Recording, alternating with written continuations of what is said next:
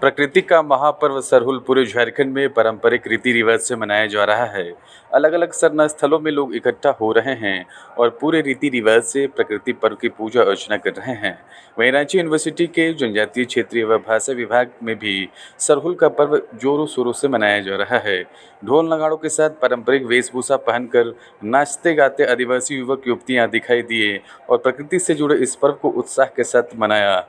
वहीं इस कार्यक्रम में मुख्य अतिथि के तौर पर झारखंड के राज्यपाल डॉक्टर सीपी राधाकृष्णन और केंद्रीय मंत्री अर्जुन मुंडा पहुंचे। इनका स्वागत मंदिर की थाप पर किया गया। वहीं राज्यपाल और अर्जुन मुंडा को भी पाहन ने पारंपरिक विधि विधान के साथ सरना स्थल पर पूजा अर्चना कराया। इस मौके पर दोनों अतिथियों ने प्रकृति के इस महापर्व की शुभकामना देते हुए कहा कि प्रकृति पर्व सरहुल हमें प्रकृति से जुड़े रहने व उसे को संजोने का संदेश देता है। Our elders have designed our life in such a way that we worship trees, we worship animals, we worship the nature, we worship the forest.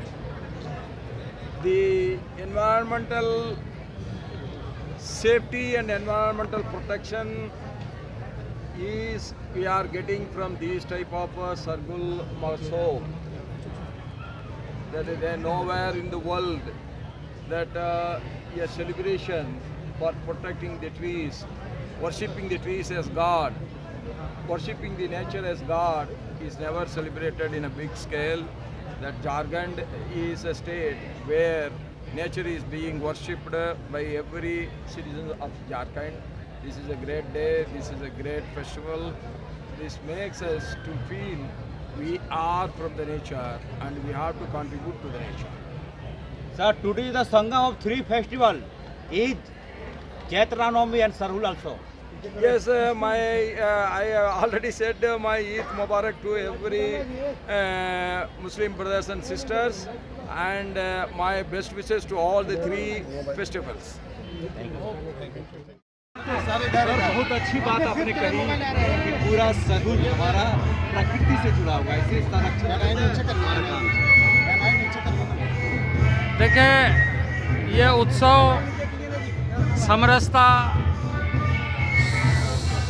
सबके अस्तित्व को और उसके महत्व को समझने का है कि प्रकृति में जो भी चीज़ें हैं वो हम सब के लिए अनुकरणीय है। ये संदेश जब खासकर सखुआ के पेड़ में, साल के पेड़ में जब नए फूल आते हैं, नए पत्ते आते हैं, तो उस समय में लोग प्रकृति के साथ जुड़ करके उस उत्सव को मनाते हुए आने वाले दिनों की खुशहाली की कामना करते हैं। ये वैसे तो सभी को इसे मनाना चाहिए, ये उत्सव सबके लिए है, लेकिन कुछ लोग निश्चित रूप से उसको आदिकाल से लेकर के चल रहे हैं, कुछ अपने ढंग से अपने तरीके से लोग मनाते।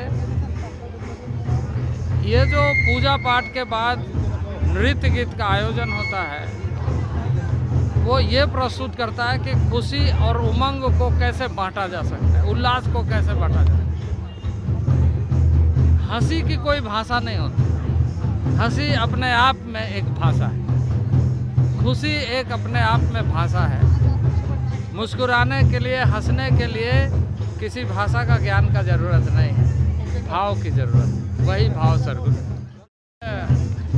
आज ईद भी है और ईद का उत्सव के लिए मैं सभी अपने मुस्लिम भाइयों बहनों को बहुत बहुत बधाई देता हूँ कि जो उत्सव है उस उत्सव के माध्यम से हम देश के प्रगति में, देश के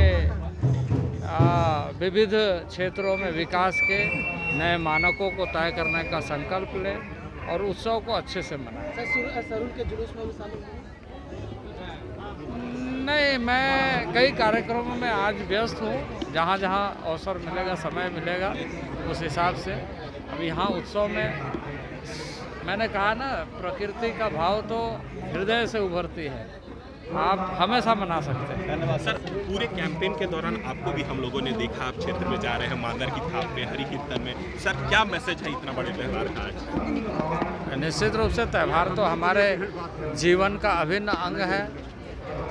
वास्तव में जीवन हमेशा कलात्मक होता है, सांस्कृतिक होता है। देखिए वो तो पॉलिटिक्स है, आज पर्व त्योहार का दिन है, पॉलिटिक्स की बात नहीं करूँगी। ये सब लोग मिलजुल कर तय करेंगे कि क्या करना है। Thank you. आइए विकेट।